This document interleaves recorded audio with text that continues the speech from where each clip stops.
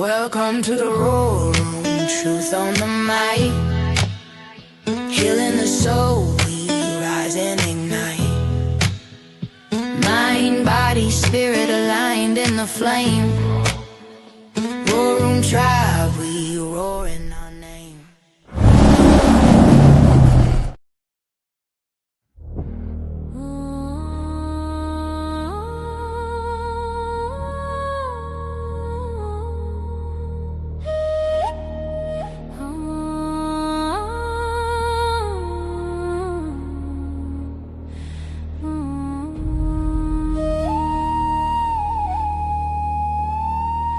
The sun stands still upon the stone, four winds whisper each alone. North calls silence, east brings flame, south breathes shadow, west hides name. Ancient markers line the way, guiding hearts that dare to stay. Beneath the sky where mysteries sleep, the sacred watch their vigil keep. Cardinal point reach, the circle glows, the gates are closed, the secret knows. Light bends low, the compass requires, the sun descends and never dies. Through the ages, through the night, hidden paths reveal their light. What was lost now stands disclosed. Cardinal point reached, gate closed.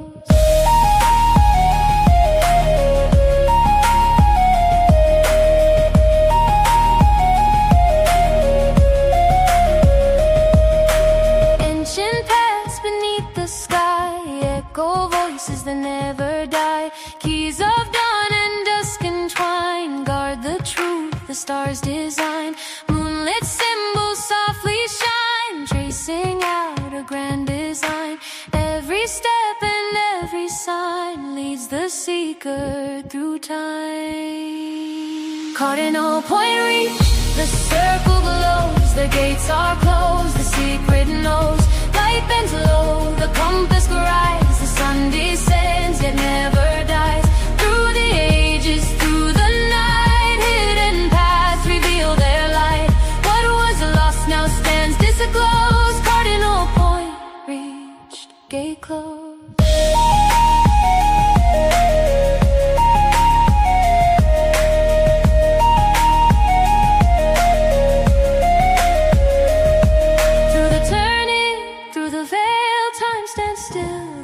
Goes pale, one step more, the light imposed. Cardinal point reached, gate closed. Stars align in silent grace, heaven's map reveals its place. Past and future interposed, at the threshold now enclosed.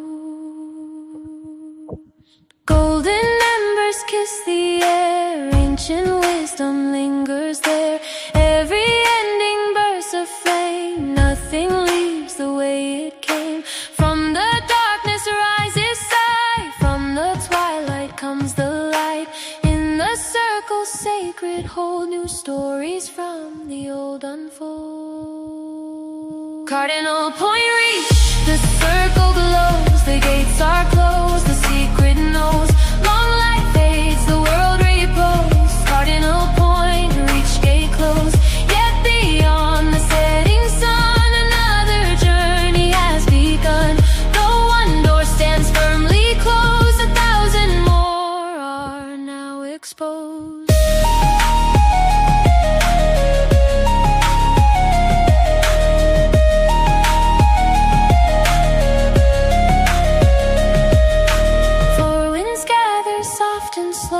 Carrying truth, the ancients know. The compass rests, the path is shown. Cardinal point reached, and the seeker has grown.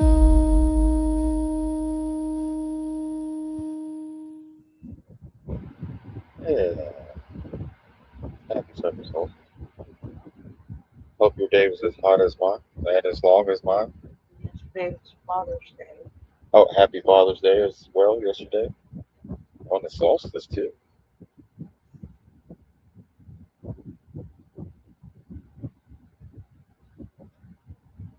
Sure, Miss Nadine had a good solstice. Had a good weekend. Solstice maybe. Yeah, yeah. Yeah. Sure, yeah, it was good. Yeah, what he said. Who, me? We had a good one. You're talking to me? We focused on intentions, good things coming, Yeah. happiness, peace. That's what we're trying to focus on. Thomas said steam bath in Texas. Yes, it is. Oh man. It is hot. It is hot.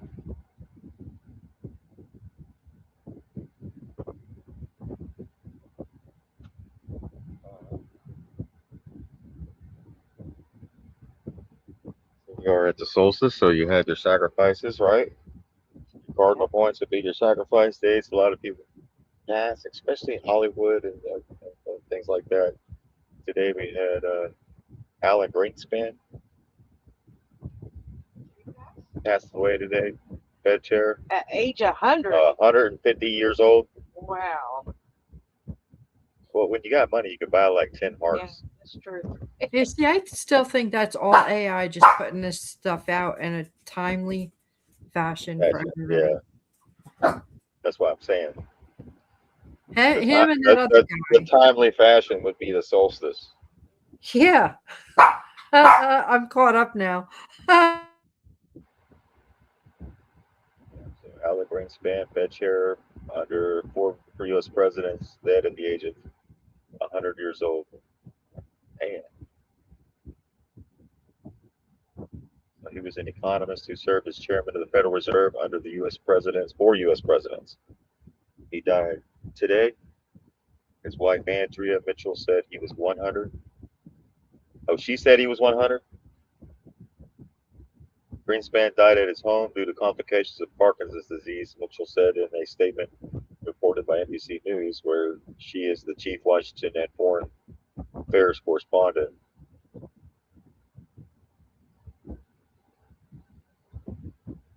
So it's one of the longest serving Federal Reserve chairs in U.S. history. Yes, it was. Yeah. Forever. Greenspan reign at the central bank coincided with so-called green Great Moderation, a period of stability from the mid-1980s until 2007 that was marked by low inflation, stock market gains, and strong economic growth. His extraordinary 18 years as chairman left behind an enduring legacy, and his dedication to the institution, the field of economics and public service continues to inspire generations of central bankers. Generations of central bankers. He's a Doreen said Clive Davis too. Yeah. Died? Yeah. No, I'm saying we're in a solstice sucker. Like it's that time. Yeah, it's that time.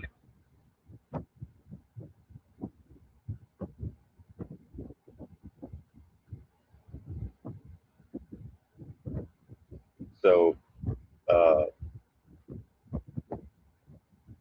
at the same time, Greenspan's tenure was punctuated by several financial crises, including the 1987 stock market crash and the dot-com collapse in the early 2000s. In '96, Greenspan famously coined the phrase irrational exuberance to describe bubbles fueled by unbridled investor optimism, alluding that the era's craze for internet company stocks. More controversially, Greenspan's legacy is linked to the 2008 global financial crisis and the ensuing Great Recession, although the economic collapse occurred after he ended his final term as Fed chair in early 2006. Yet some critics pointed to his loose money, quote unquote, policies in the preceding years as contributing to the subprime housing crises that ultimately caused the greatest U.S. economic collapse since the Great Depression.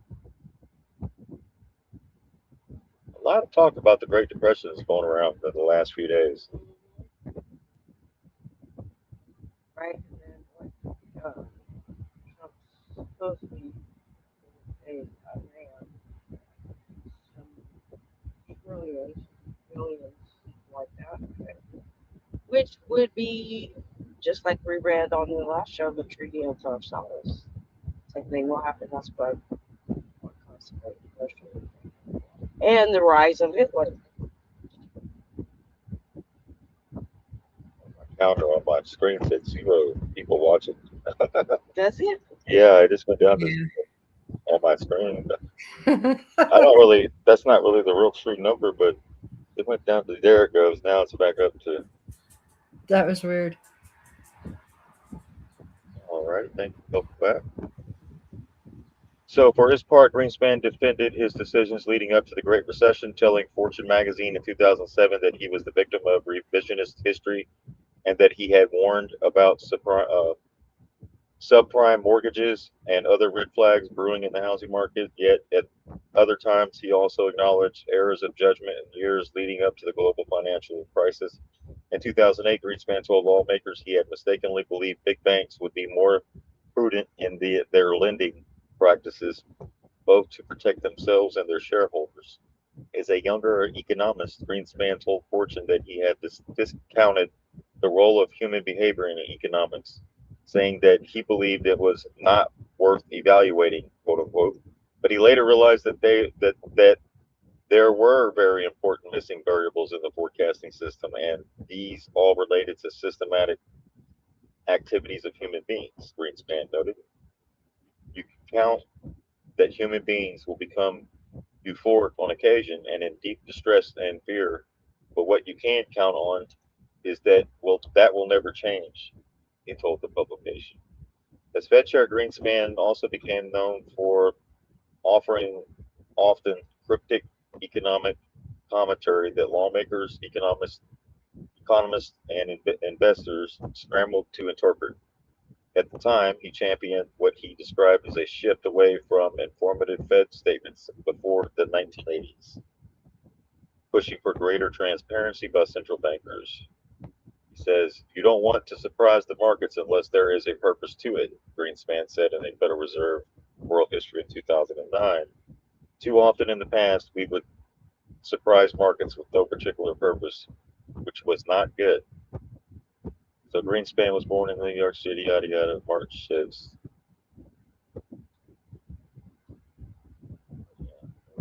Greenspan was appointed Fed Chair in '87 by Reagan, a role he held under 3 other presidents, Bush, Clinton, and Bush. And he married a journalist, Andrew Mitchell, in late 1997.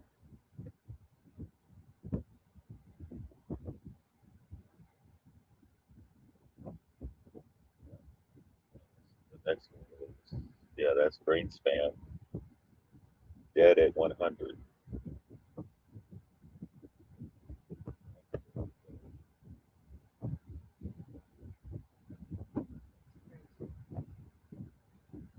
We got Clive Davis, P. Diddy's lover. P. Diddy. Look, he's got his Joker jacket on. Maybe they got switched. Their timelines He's were. got his Joker purple jacket on. P. Diddy. P. Diddy. Diddy. Like puppy. Puppy.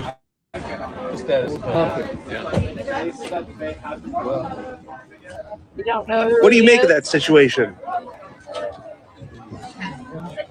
Now he's got dementia. Yeah. Who? Now he needs a cognitive test. Who? Never heard of him. What? Um. Well, my lawyer just told me to blame it on my memory. I can't recall. Right. No comment from Clive Davis on P. Diddy. Mr. Davis, you were a major influence on the career of P. Diddy. Have you spoken to him since the federal raid? Have you spoken to Sean Combs?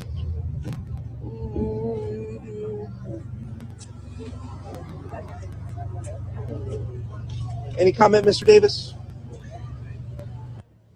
Any comments about Diddy? He credits you as one of his mentors.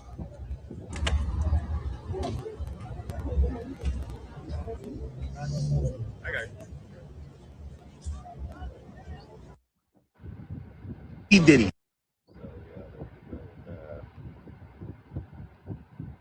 So Clive Davis, recording executive star maker, dies in '94.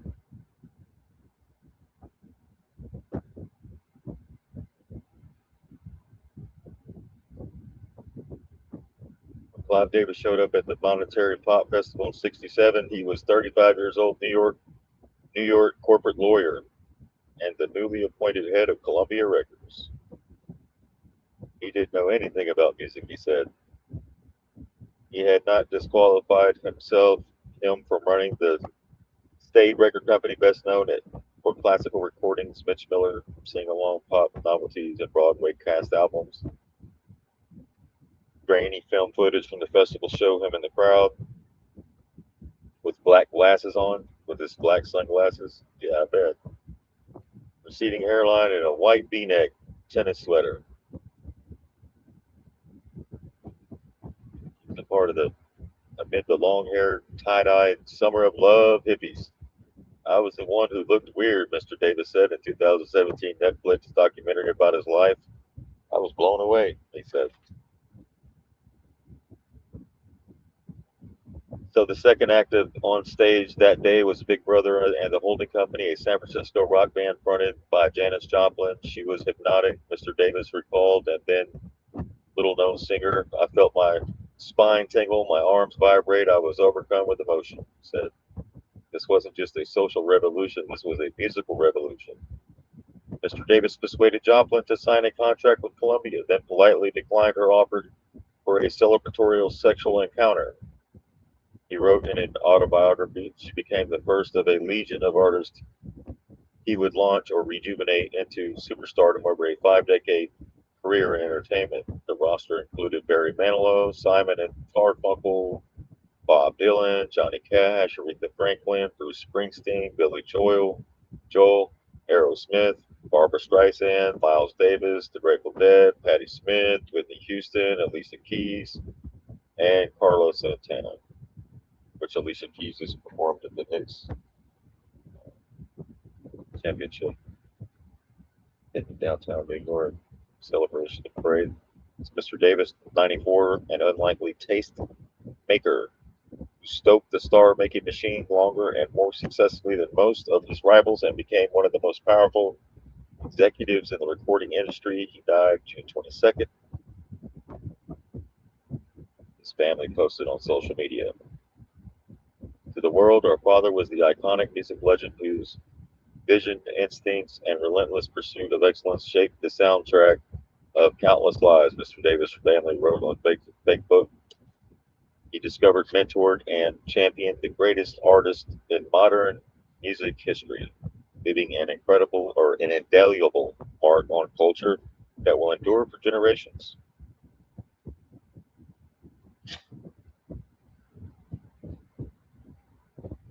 That's enough about his ass. It's funny how they just let these people just kind of like Die away. right off into the sunset. No accountability, no justice, just being an old sick. Well, maybe it's accountability in another world. Yeah. Yeah, so there we go with that.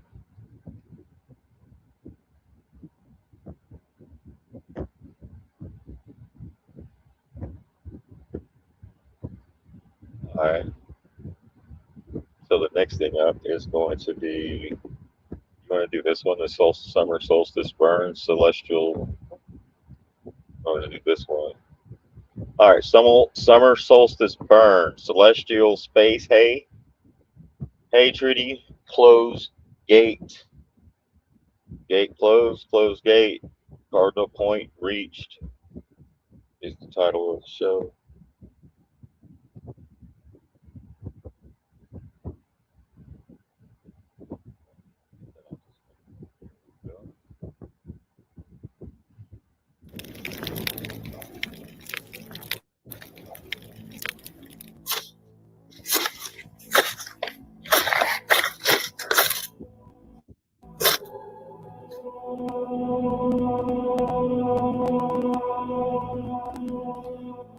As the God spark moves onto the earth and the mitosis of the light comes onto the earth's tangible matter wood,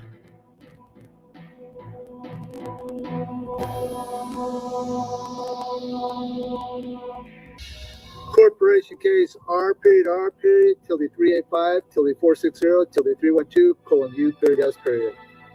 Title 4 flag, section 1, 2, and 3, publication. Copyrights, August 12th, 1999. On the upcoming summer solstice, the cardinal point on the summer solstice being the sun being closest to the apex of the Tropic of Cancer.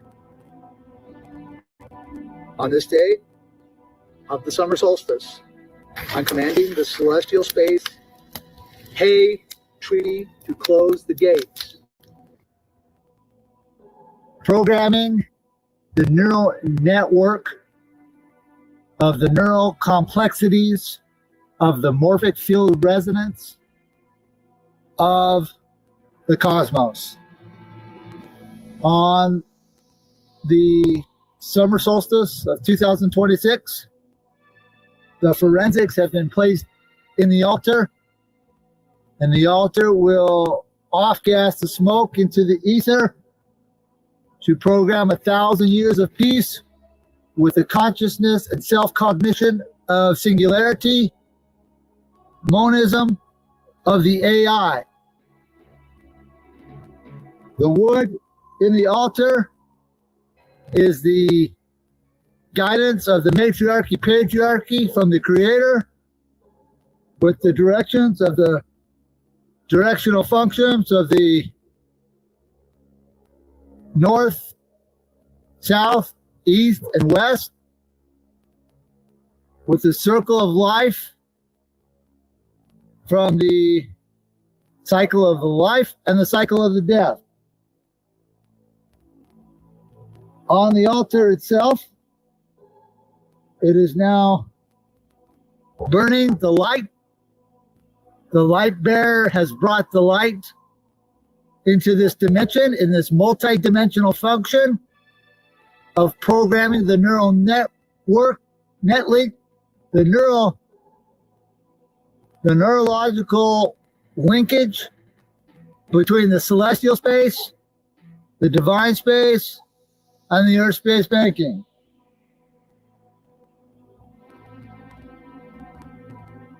In the cosmic Milky Way galaxies of the multi-dimension, or the multi-galaxy function of the morphic fields resonant, which we are all tapped into.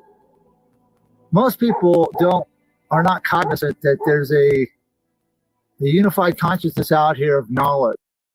And many of us feel that in our knowledge when we have a gut feeling in our gut.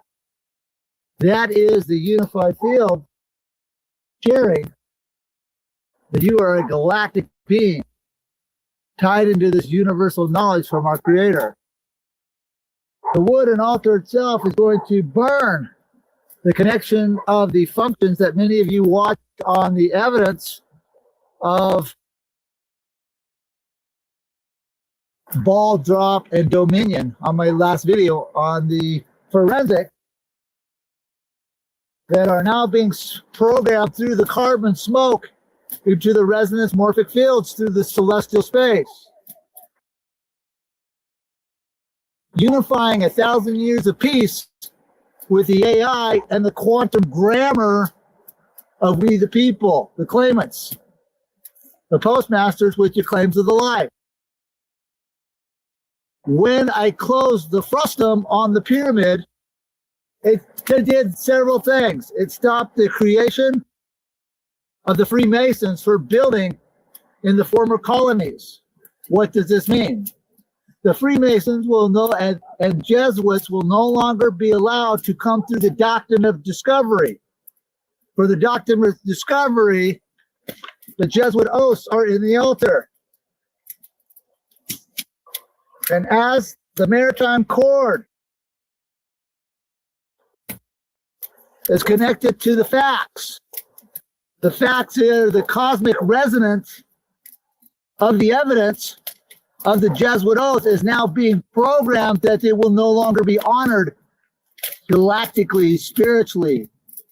And the dimensions of the doctrine of discovery for naming is now null and void.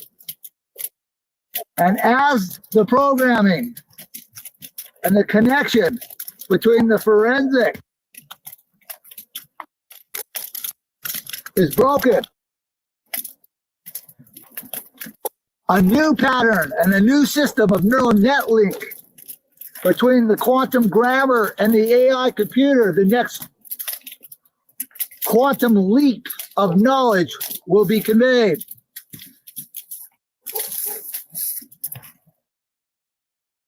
The author itself deals with the directions. It also deals with the 4 seasons. It also is tied to matriarchy, patriarchy. And the spark of our mitosis, the creation, is now programming. And the evidence of the fiction grammar and the fiction banking system that holds the construct of the former United States of America that ceased to exist in 1999. And all the delusional presidents who have tricked you into their ideologies of fake wars is now ended. Because the doctrine of discovery has ended, I'm now placing the rose, which is the symbol for the gray pope. And I'm now claiming the morphic resonance of the cosmos to stop the ceremony of the breaking of the stones for the monoatomics. This will do 2 things. It will stop the ceremonial rites of the breaking bread of the manna with the destruction of the Alieska Mosque in Jerusalem. This will terminate Israel's rights to create manna for their ceremony at the 3 heifers, terminating the wars and creating 1,000 years of peace between the AI and the claimants, for the claimants are now in charge of the planet. Because as many of you know, it is our audience's clarity of perception, knowing that the United States ceased to exist, knowing that the monoatomic periodic table, which was, I gave closure on the ball drop in Dominion, where a monoatomic periodic table was placed at the Vatican by me in 2009, claiming the solitary rights for the creation of the bin bin, or the mono manna, the Highward Firestone. And as the forensics and the carbon smoke goes into the ethers, this is the programming of the cosmic space.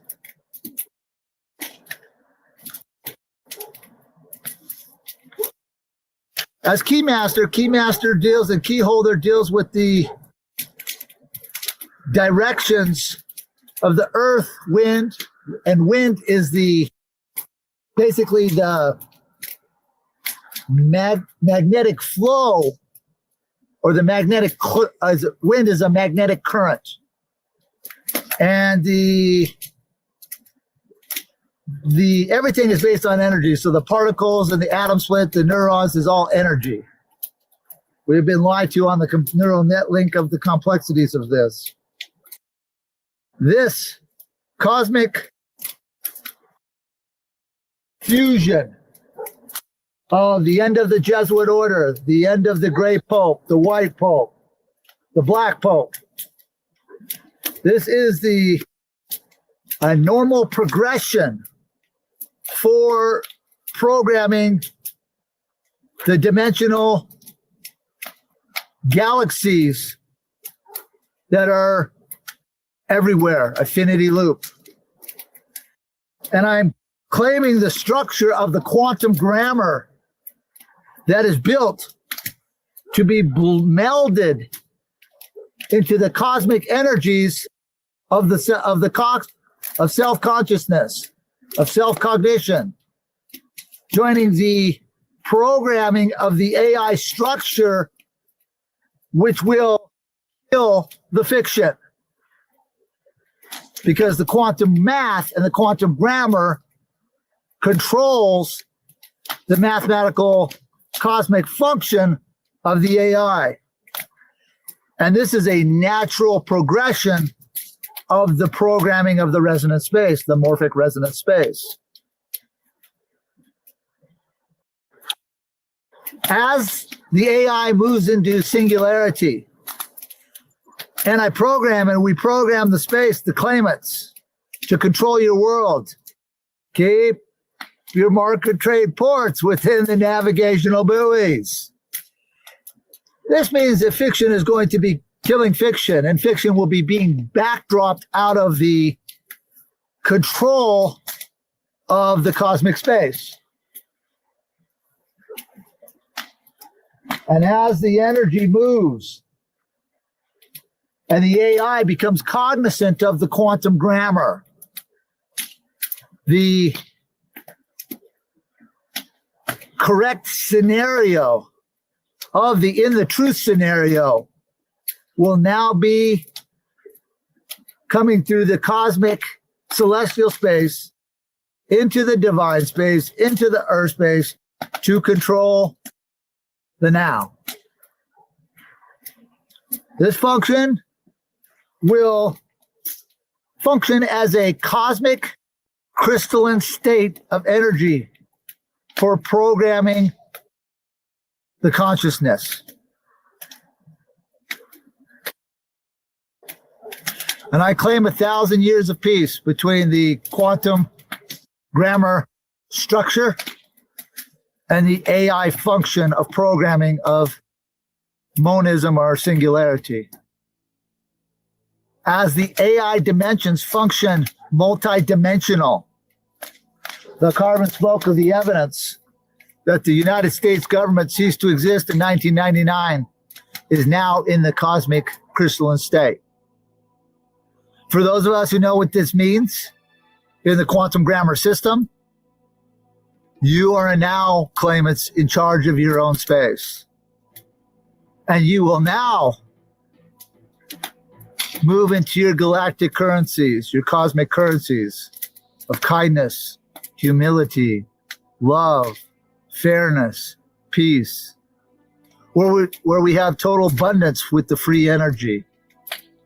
And we will learn to continue to program the cosmic resonance of the crystalline state in the morphic resonance fields of the quantum grammar. For this is a finity loop.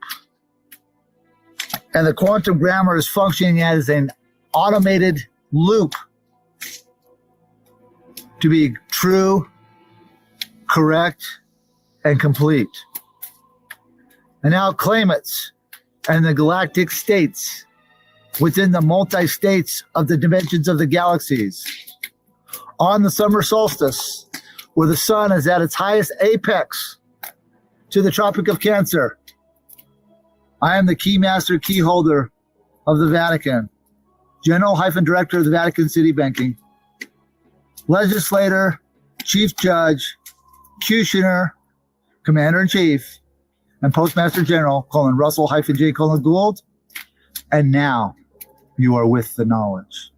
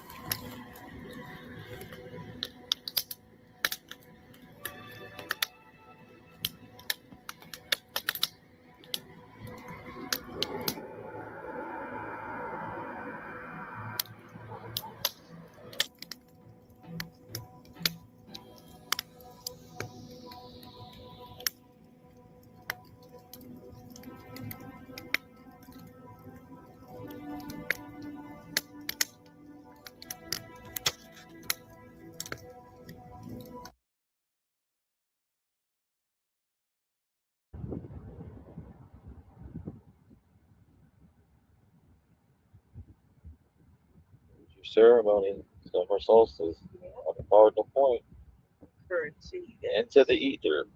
Love. What's the new currency? Love. Hate? Cur- Hate your neighbor? No. Love, compassion, all the good stuff.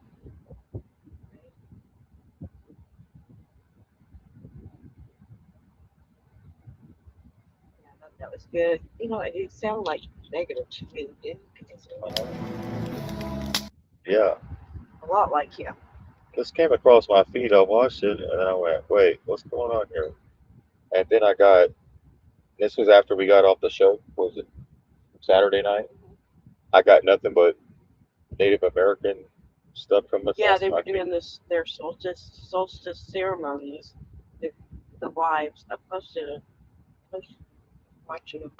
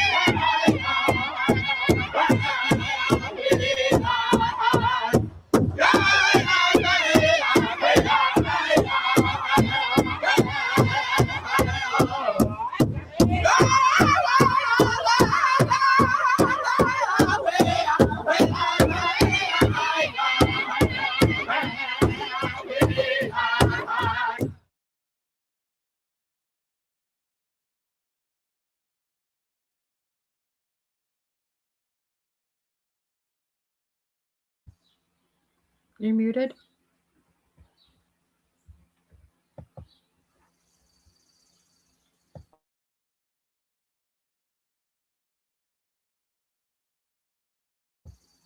Sheepdog. They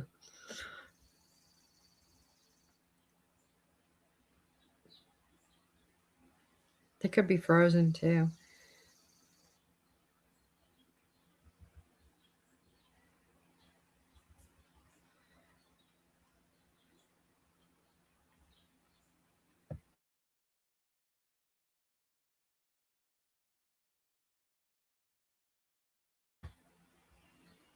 Sheepdog. Are you muted?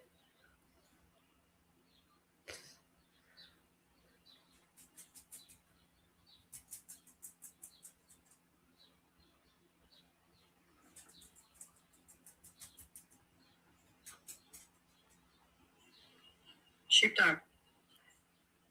Are you muted? Yeah, guys, just hang on a second. That's a story. Oh, gee whiz, bud. What should we talk about? I don't know. We're not very interesting over here right now. I've just been doing a lot of listening to music and putting puzzles together. It's weird when you do a lot of puzzles. You look outside, go for a puppy walk, and all of a sudden you see like certain scenes, and then you think of it as a puzzle, like, and that would be underneath. Like you start putting it together like a puzzle. It's odd. Oh, his computer froze and he can't unmute. Give us a few minutes. There, you're back. There you go. Yeah. Hi. That was weird. I guess. It like froze. I couldn't even type you, Nadine, on Telegram. Yeah, it just came You can through. finish your story. You go ahead and finish your story. The bird love us. You're like, No, I was like, hey, good story. I'm glad. when that happened Good transition. Mike Well- got froze up, and then they left me. I was like, I just grabbed a book and started reading something. It was Yeah, like the second time I was on. I checked you on Facebook to see if I could hear you on there, and I just couldn't hear you on here. But Yeah, I just heard my own voice, which always pings you. It's like, oi, can't stand your own voice on. But yeah, well, welcome back, right, bud? Yeah. Thank you. All right, so Yeah, we sorry about that. We are celebrating. It's a celebration. Right, which is Native American summer solstice blessing honors the sun, the earth, the ancestors, and all living beings. Yes. So they're invoking gratitude, renewal, and harmony with nature.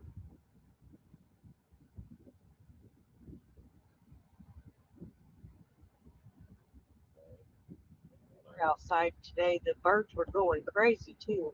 So a traditional blessing for the summer solstice can be expressed as follows. Creator of all, we stand within the sacred circle of your love. We thank you that there is no end to your mercy and no corner where you are not found. Keep us centered in your truth and joined to one another in peace. Let our lives move in harmony with the seasons and the stars. May the circle of our family and our tribe be strong and protected. May we always remember that we are part of the great one, connected to all that lives by your breath. So that blessing I just read emphasizes the sacred circle, which you see on the screen, right? Yes. The interconnectedness of all life and the spiritual alignment with the sun and the natural cycles, reflecting the indigenous principle of all our relations, where every living being has spirit and a purpose. Okay, so I posted this about the summer solstice, and though it was yesterday, it's still in effect, right? So it's a moment of light, alignment, and turning. So the summer solstice is the longest day of the year, the peak of sunlight, and a powerful turning point in our collective timeline. There's your turning point. It's the moment when Earth tilts closest towards the sun, stretching daylight into its fullest and marking the height of the season of growth. Summer solstice is the exact point when the sun reaches its highest position in the sky. It's the official start of summer in the northern hemisphere. It's a global marker of time, a natural pause in the year's rhythm. For thousands of years, cultures around the world have honored this day as a celebration of life, abundance, and renewal. So the solstice is more than astronomy, it's a symbol. It represents illumination, clarity, truth, and seeing what was once hidden. Expansion, stepping into your power and embracing growth. Transition, the shift from increasing daylight to the slow return of night. It's the peak of the sun's journey, and with it comes a moment to reflect on your own reflection journey. Yeah, the reflection pole. So it affects all of us. Even if we don't consciously track the seasons, our bodies and minds respond to them. More daylight naturally boosts energy and mood. Nature is at its fullest, encouraging us to take action. The midpoint of the year invites reflection and realignment. The solstice acts like a cosmic checkpoint, a reminder to pause, breathe, and notice where you are on your personal path. It shapes our timeline. The year moves in cycles, not straight lines. The solstice marks the climax of an annual arc. Winter solstice is the spark. Spring equinox is the rise. Summer solstice is the peak. And fall equinox is the release. Day is the height of light before the slow, gentle descent into the introspective half of the year. It's a powerful moment to celebrate your growth, release what no longer fits, set intentions for the months ahead, step boldly into the next chapter of your story.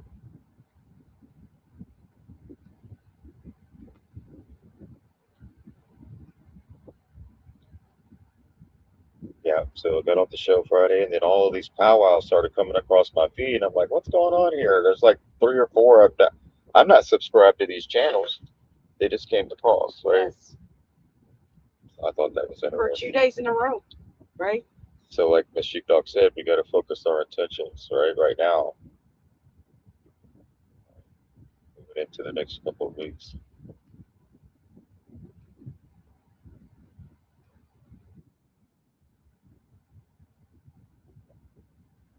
Keshe, greetings, and welcome to the Indian Pueblo Cultural Center. I am John Jahadi. I am of the Pueblos of Laguna and Zuni of the Turkey and Badger clans. I am the Indian Pueblo Cultural Center Museum Cultural Educator. The Indian Pueblo Cultural Center is a collective endeavor of the current 19 Pueblos of the state of New Mexico. Our story we tell is done with dignity, with credibility supported by science, and most importantly, the respect of those who preceded us in the creation of our culture, in the creation of our legacy, and most importantly, a story that we could continue to tell in the languages of our people.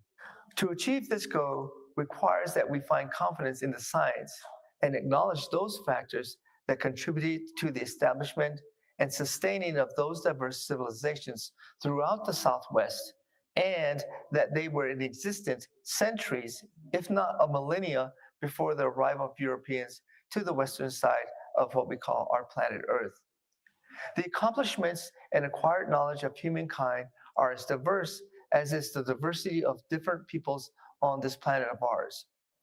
And although portrayed selectively, these accomplishments, these skill sets, the technical knowledge, and the wisdom human beings have gained and learned from are not limited to only one side of the planet.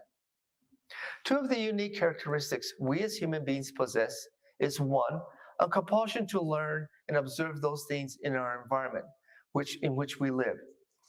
Perhaps this is an innate learned condition.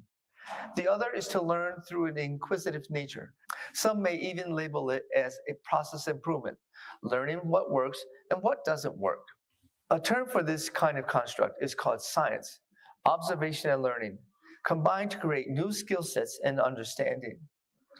Before we knew that the sun was only but one upon billions and upon billions of other stars, and that we live on a planet orbiting our sun, and our blue water planet existed in a greater cosmos, civilizations, including our own indigenous civilizations, observed a celestial phenomenon which was observed with regular frequency. I'm talking about a celestial event that takes place several times a year. Today we know and explain this phenomenon as the path our planet takes in its journey around our sun, and the 2 points in that path when day and night are equal, and there's an observable change in the path the sun appears as it travels across our sky. The summer solstice is a unique point in time and space. It is perceived as a mystical and existential event. It can be explained with science and acknowledged as an astronomical physical event. However, for our Pueblo culture, as well as many other cultures, it has a deeper existential meaning. It signifies a time of change, a time to plant, a time to plan, a time of continuance. This is what our Pueblo culture holds, in addition to knowing how the solstice takes place physically. Our Pueblo culture still holds these stories as important and as to who we are, where we are as centered people, and who we are as human beings.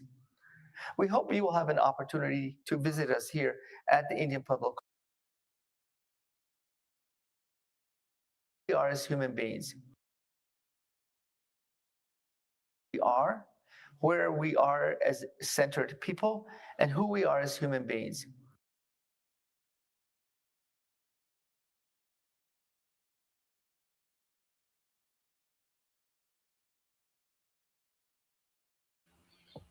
You're muted. Yeah, as centered people, which is a balance. Patriarch, matriarch, feminine, masculine, however you want to put it. There's Right, something. feminine and Yeah. masculine. You can't have one without the other. You're not going to be balanced. Right. So he was saying, where we are, who we are, right? Remember, I was showing y'all the deserts in the southwest, right? See those big buildings? Look at that. Yeah. That should well. See that, Nadine? Uh-huh. Remember, I was talking about the desert drifter and all that, and they're going out to the different places. Yep. There's more of that, as you can see. Looks familiar, right? Just look at that. Same writings. Wow. Guess what this is? Same little buildings in the side of the cliffs. See that? Guess where this is at? Guess what? The wood? No, guess where this location is? What do you think it's at? I would guess Arizona. but I don't know that stuff. Okay, you're Arizona, Nevada. Nevada. Arizona and Nevada. Chat, where do you think this is at? New Mexico. We got Arizona, Nevada. That's usually. So we got New Mexico left. What else? Or Utah. Utah. Utah. It might be Utah. What if I told you that was Africa? Shut up. Really? Is there camels in Utah? No. Then look at the camel on the screen walking across the desert. Yeah, So we're all connected, but we've been disconnected and scattered to the four corners of the earth. Yes. But you see the geography is the same with Southwest United States of America, right? See it? Look at that. Yeah. That's not Utah. That's not New Mexico, unless there's a camel riding tour that's going on in Mexico that I don't know about. Wow, I would have never guessed that was Africa. But allegedly, we need camels here if we want to travel across these. Mommy. If we want to explore the Grand Canyon, you're going to need a camel. Yeah. Look at that. So Nevada, New Mexico. No, Africa. Yeah, they've messed with our heads. They've totally messed with our heads. Deep into the African desert. See? African desert. Check this out.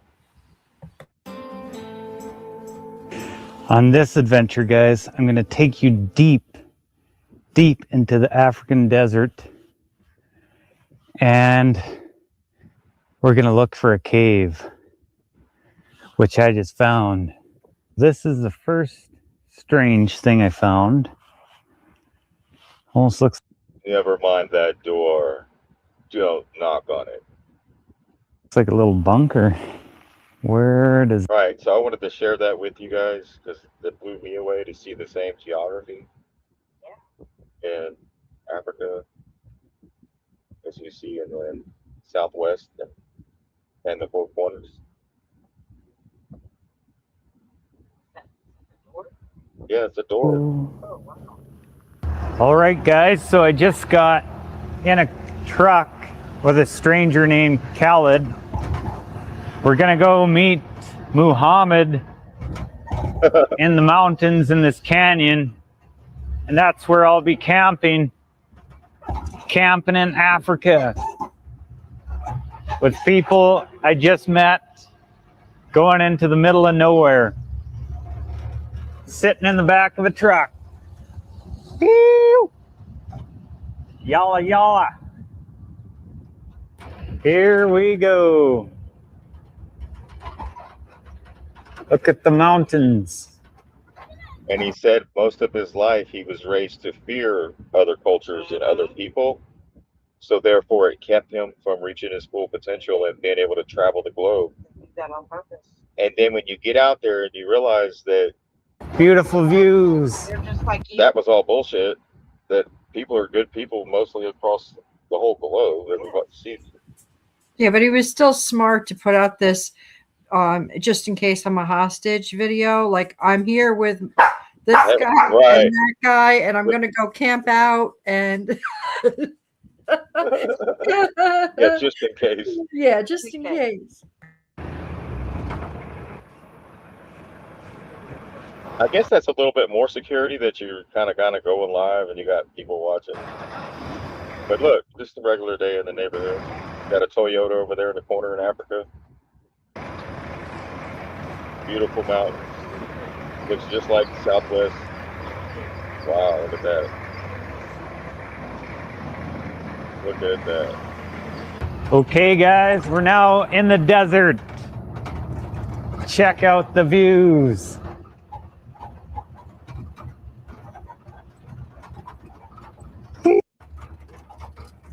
A camel. All right. You can't have the deserts of Africa without a camel.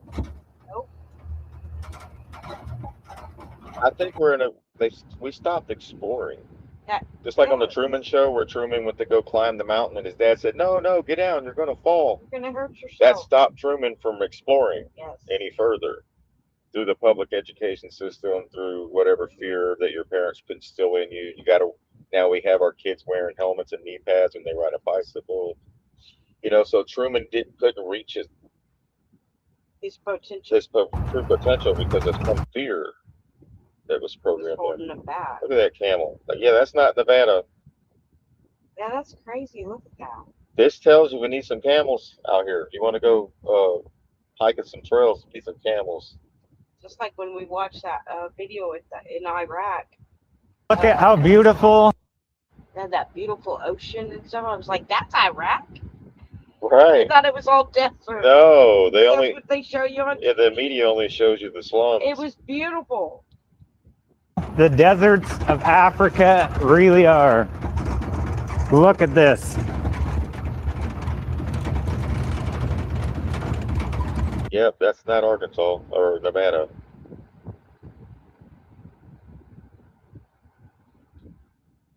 Yeah. So in order to get a full magnitude of that, you have to lay out the planet on a flat plane in order to see how that looks like it took. It's hard to see it on a globe. It's hard to see it on a ball, really, Yeah. how all this lines up. So I'll have to bring other. So, right.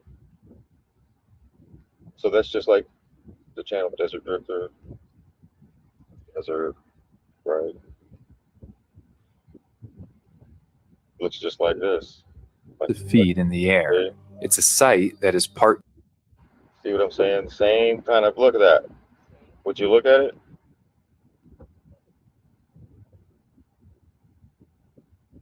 So they were all connected somehow. Somebody told somebody in Africa, hey, in Arizona, they're writing on the walls on the caves. How did the person in Africa know to write on the walls? Did they email each other, send them a text? Paul, was it online? Was it on Facebook, a post? How did they connect? How do they all know? How were they all having the similar behavior? They were all one at one point, Yes. all worldwide. Something came in and Monkey effect. yeah, something came in and changed the whole geography, wiped out like the biblical floods and fires and stuff like that. Like there was a cataclysmic event Yeah, I think that took it's place. been telepathic, right? And then it messed it all up. Yeah. I don't know. We were supposed to be able to walk over there too at some point. Yeah. Right? The land was supposed to be there. It's all connected. Yeah.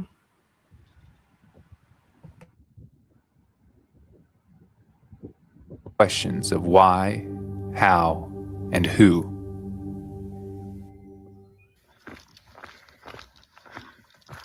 I embark on a mission to explore this stunning site and examine the questions of why, how, and who. Right, so that's what he does. Right. So these are still some of the stuff that's still up. I think somebody must have went and lived outside of this after the cataclysm took place. You still have people surviving high up in the mountains, right? Because the water would have been deep as shit. So the highest points everybody would have been on in the cliffs. That's what I think, that this was all water. You see Yeah, right here, because it's weird. Like, why do you got all this up there? Like, unless there's water running through your sea where the water. And almost immediately you start seeing the remains of some ruins and some walls.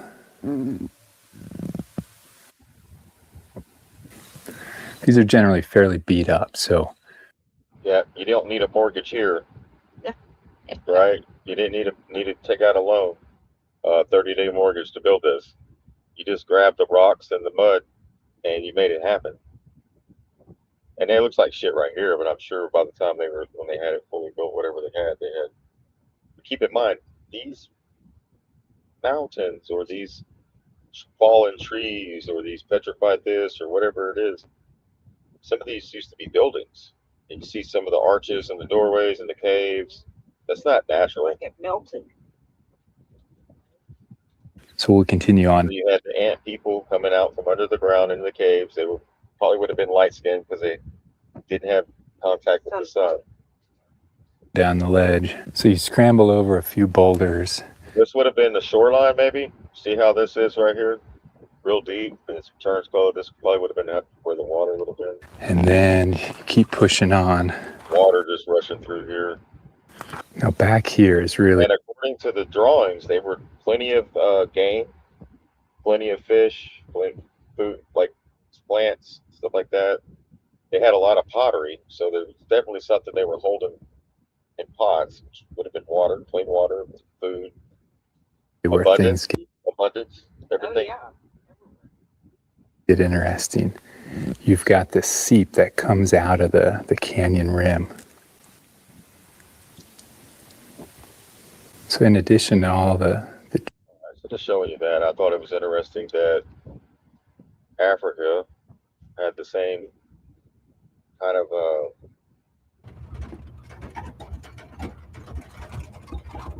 layout, for lack of better words right now. Geography. A little bit more desert, but look how big these things are. See that arch, the doorway? It looks to me, from my perspective, if you look at the older buildings and how they were made, look at the castles at Disneyland. Think about a fish tank. Why did they always give us fish tanks with castles in the bottom of it? Because all this was underwater, like a fish tank. Right? Then you had the bubbles coming out of those castle and the fish tanks. You decorated it like a underground city. Yeah. Why was that? Why was that the common theme in the fish tanks? So we're It was laughing at underwater. us. It was in water. Maybe they're showing you with Atlantis Right. underwater. So we're looking at the ancient civilization. These are built. This isn't just something that pushed up out of the ground like a pebble. This was something that was built there before, and over water running through it, over it, petrified it, sealed it up. The sediment that ran through filled the caves and the doorways, all that. See this sand? That's all sediment. That's the bottom of an ocean once it's drained. It's just sand. It's going to look like that, especially after it's been dried out. You get think about this. North Carolina, right? You had all those watersheds where the mud came down. The rivers are just flowing. And then after it's all settles, this is what you get, right? And then they're trying to find the bodies in the sand. Yes. So that's what this is. So up under this sand might be even more things. Think about the Sahara Desert. What could be under there? It's in there. Right. So these were sealed off. Great flood. This was a building, probably a spectacular building. That's why you see some of these different angles and stuff that they have that aren't natural to me. Different angles along the face, different faces, pyramidal shapes. I've seen the Sphinx in the Great Grand Canyon, right? What could have been based on the legs that were still there with the body but no head. So you should have to literally open your mind and literally envision, or in order to see it. If you think it's just a rock sitting there and it was there because of erosion of a million, thousand, bajillion years, then you're being robbed of what's right in your face. The truth is hidden in plain sight. And it is not until our awareness and our consciousness rises that we are able to see the kingdom, the path, that everything that has been written about is true. Yes.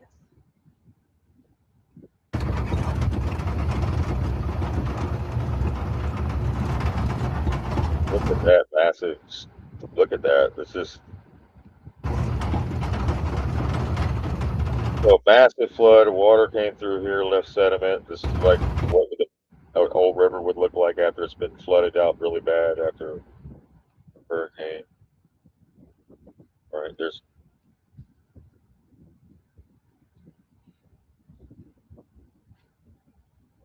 it.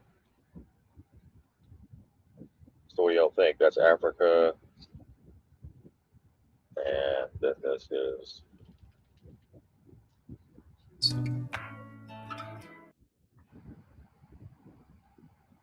the ancient villages here. Same thing here in the African video. He can go around here on this one and find pottery, stuff like that. For some reason, their pottery was really like scattered. It must have had a lot of pottery because it doesn't matter where you go. It's what's left back behind. And see some of the, I see a lot of the same colors, the same designs. No matter where somebody picks up a piece of pottery, it seems like some of these are leaving like the signature marks of a certain civilization. That, They all look pretty much the same. yeah, yeah.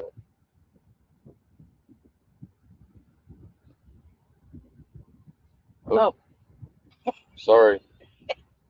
I stepped on something. Yeah, there's a camel. So yeah, see that? You would have never thought it was Africa, despite because this looks just like Desert Drifter's videos. When you look at his book library, let's look at his library real quick. Yeah. Look, like, Look at that. look at it. Look at this. See? Look at that. There we go. See that? Yeah. Imagine you Uh oh. are you walking to one of those caves and then it's the magic glitter house? It's like, oh my goodness. Imagine walking into a cave and having it just be all glitter inside. Wow, I know, bud. I'm making my house out of it. Hey, don't mind those rails over there. Yeah. Back there to keep cattle out.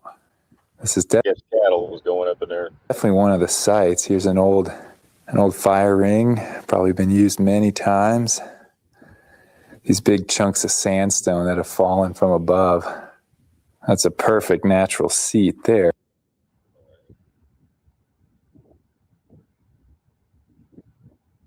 Yeah, so there you go. To that, you wouldn't even know it's on two different continents. Isn't that crazy? See, that's the kind of place where you actually would explore and then you could make something out of that when you were younger. You'd be like, oh, that would be cool. We could put this over here and that over there. Like that's how people used to be, I guess. You know, like when we were little and we could see potential in all these different things.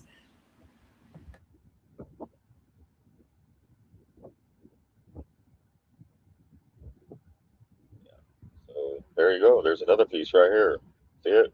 That's what I'm saying. This looks just like Africa. Look, there's the sand. Look, and then you wait. That is Africa, dumbass. Check it out. Yeah, because that was Africa. I was looking at the wrong video. There we go, right here. But you still got the sand. See right here? See how the sand went up inside of the caves? Like water rushing through. The same sediment goes into the least Yeah. point of resistance. It goes all the way over in the corners and the crevices, and that's what happened. And then it goes all the way down. So that's what I think has been going on. A lot of shovels were sold in the 1800s by the Ames brothers. Yeah. Yeah, the shovels. They were digging shit out, like the Tomb Raider, that movie. That's what No. it should Yeah. tell us. Right? Indiana Jones. Indiana Jones. Oh yeah. Yeah, same thing. So you get a shovel and you go out there. You know where you're at. If you don't know where you're at, but there's still so much here in this United States of America that's still yet to be seen. Oh, It looks like a Disney when you have the men's room and the ladies' room next to each other, like the tall ones for the men and the smaller ones for the ladies. All right, check this out. I mean, this wall is just covered in various types of rock art.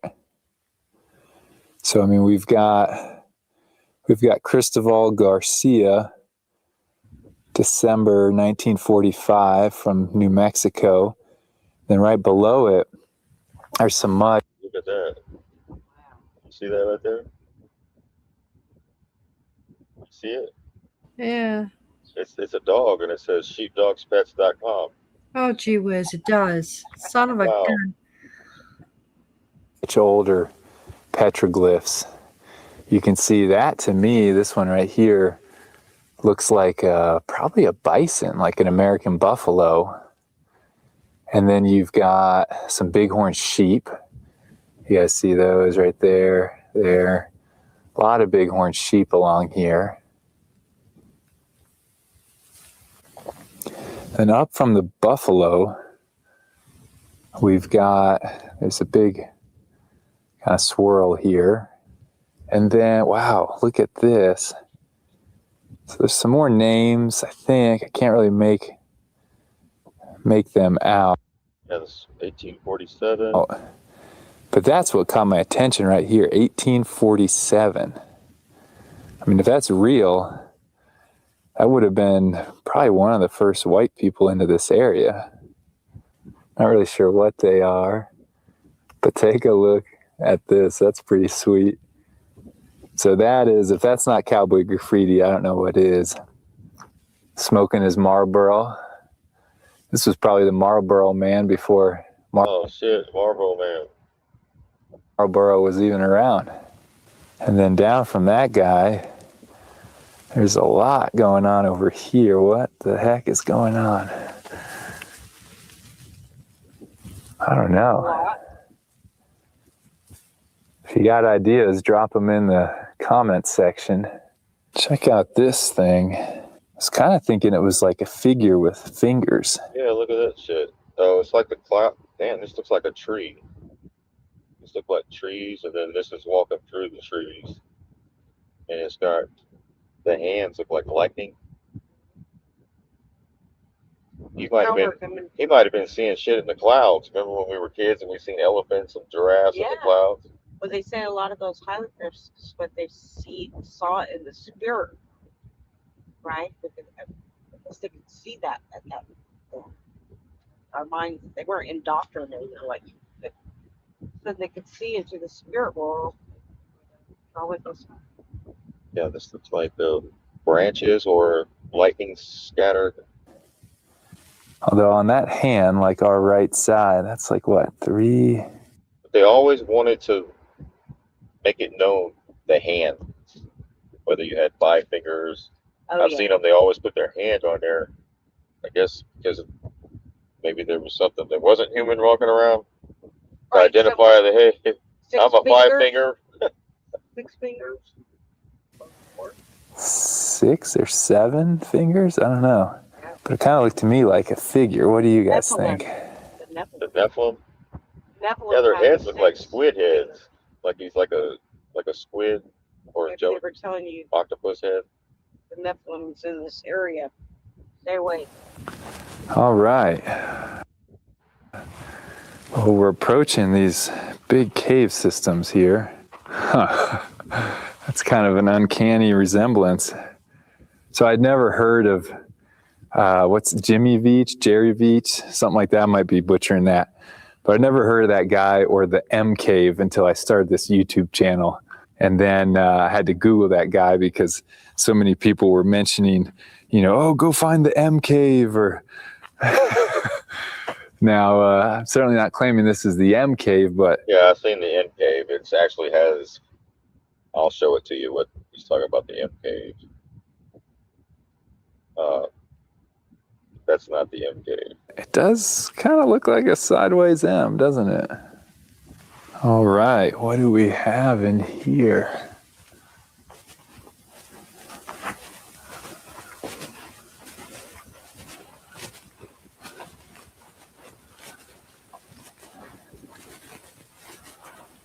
Wow. All right, so there's that. This is the M Cave.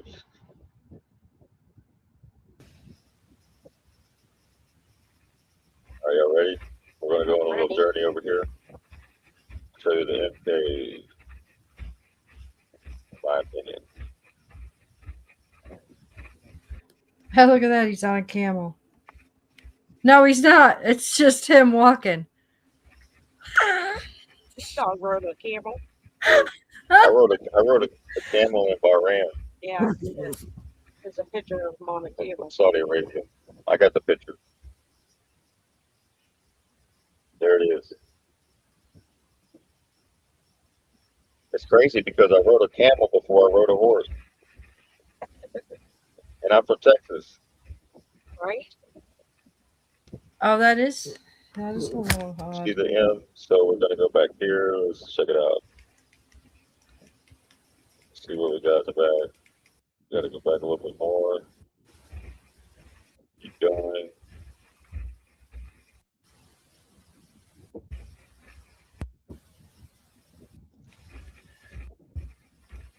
This one's pretty deep. Let's check it out. Right here. Why would there be a square and compass on the front of the cave?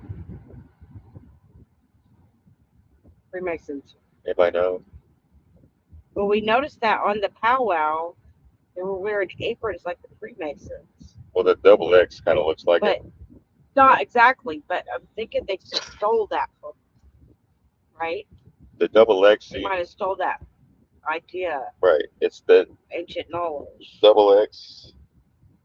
Yeah, it was a double X on the. It looked like a paper. Really, if you look at it, it's the pattern of the solstices, like, and the seasons, and the DNA. Yes. Yeah, it's all how they. XX, two X's together looks like a square compass. It's all how they use it. Yes. It's all about intention, and if you have good intentions, then it's good. But it's when you cross over into the bad, then that's not good.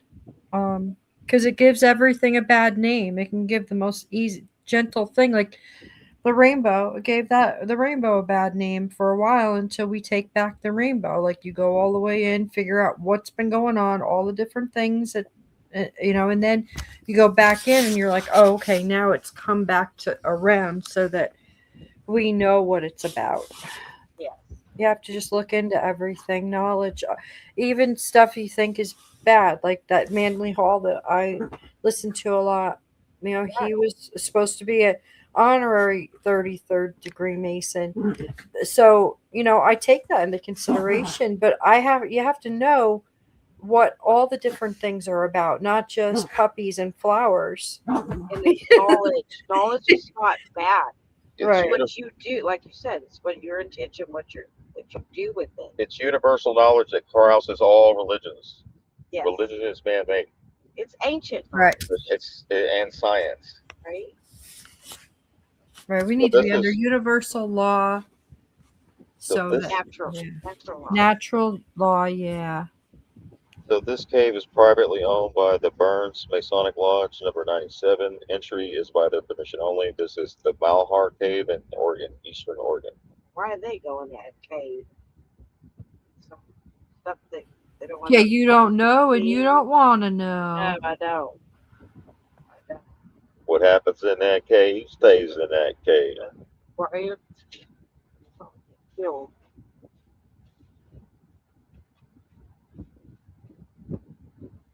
People have found that cave. A lot of people have found it, but here's another one.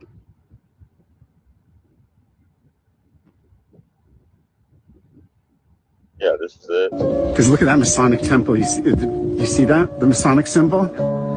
Are you flipping kidding me? Look at this. Masonic. And gosh darn it. We may not be going much further, but what the heck is this?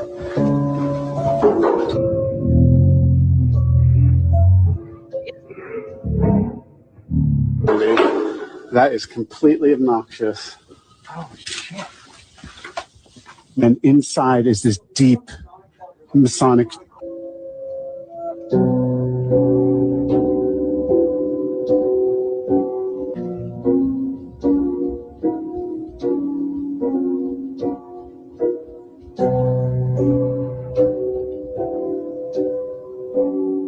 There's your hangout. There's your bleachers. Bleachers.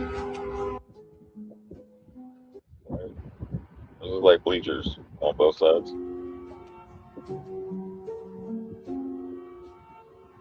It's like at a high school football game.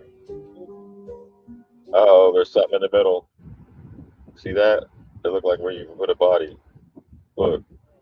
See, like when you have a funeral, about the size of a casket. A slab. A slab, that's it. There you go. They do kind of fake all. I mean, they do kind of do all of them. Or do they? I don't know. Well, I guess if you're doing something, if it's on the up and up, you don't need to go to a cave, right? No. Right. Saying where nobody knows or see. No, up there.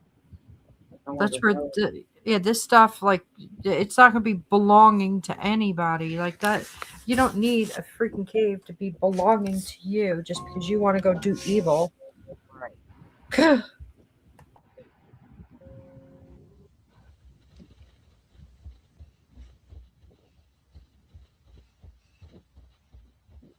Yes. See the bones.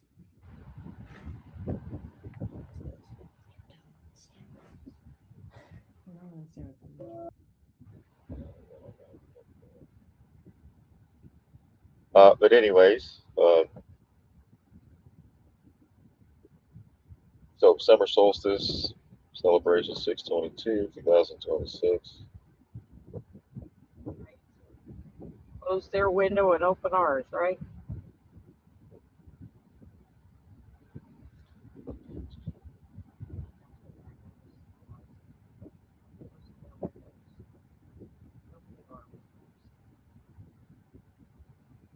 Right, you see that yellow, blue, and white, red.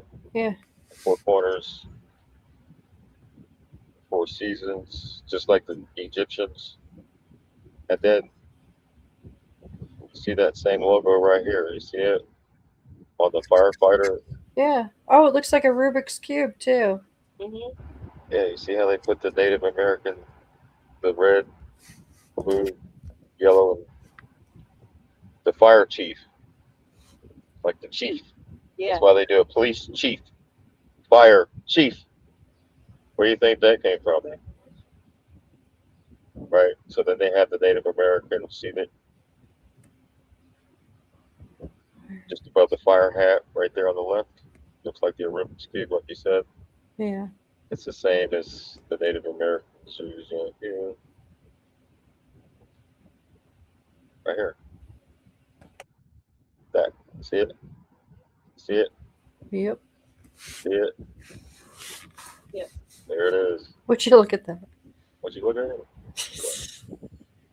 Right there. Crazy, right? Mm-hmm. All right, let's move on.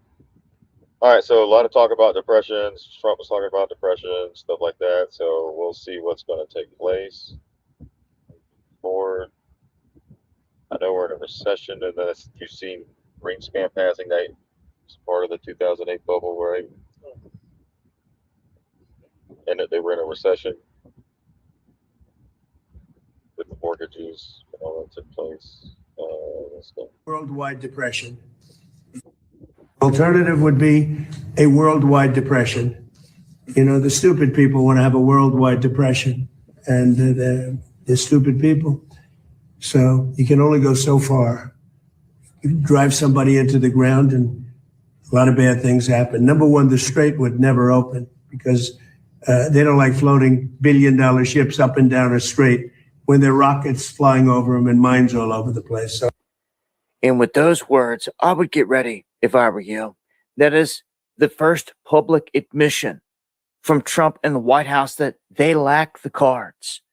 They are not in the seat in which he tries to say that we've been in, and this is about to become a disaster. Last week, going on a week now, he said we're 4 weeks from disaster. He said this himself on camera, and now he is telling the whole world that a U.S. Great Depression is on the horizon. He's warning you flat out because there's rules to the game. He said it. A bunch of people missed it.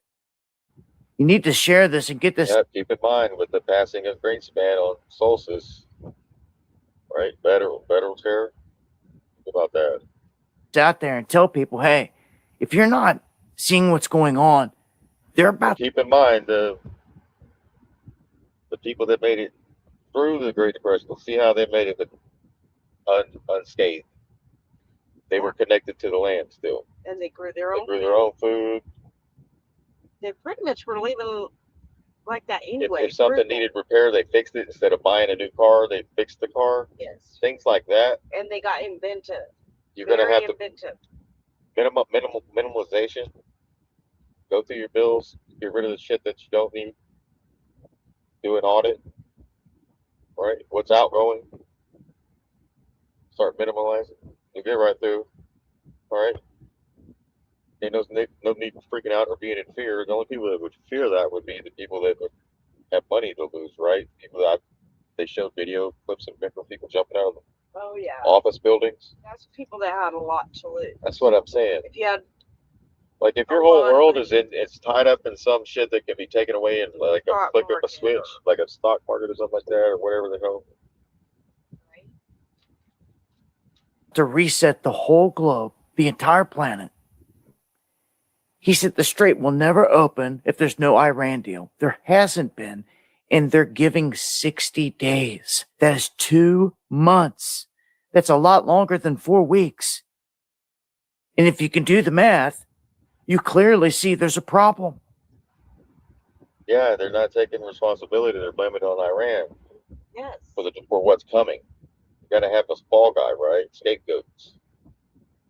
It's China. It's Iran. It's Iraq. It's Afghanistan. It's Cuba. It's Venezuela. Right? But they never say, hey, man, this shit's coming in. This is, you'd think Trump would never, ever, I've never even heard him admit defeat on anything.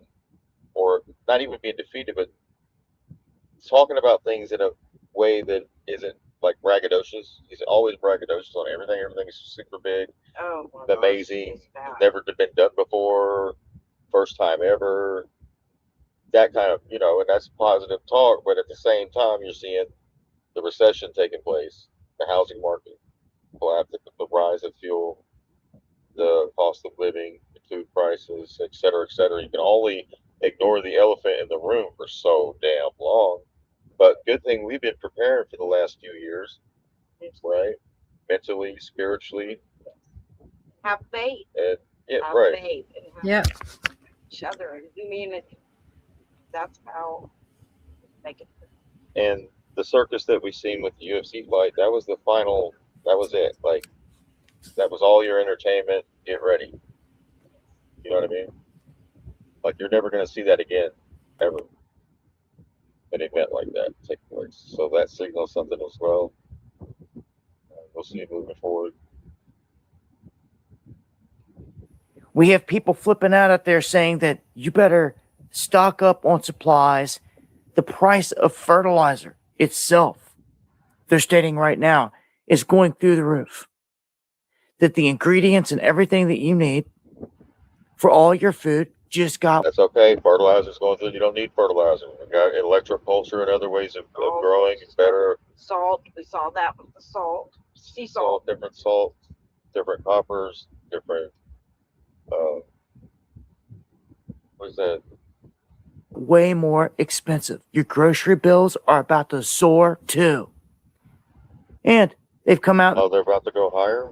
Yeah, remember we played that. Taj said, Taj Tariq Bey said it's going to go really high. Right?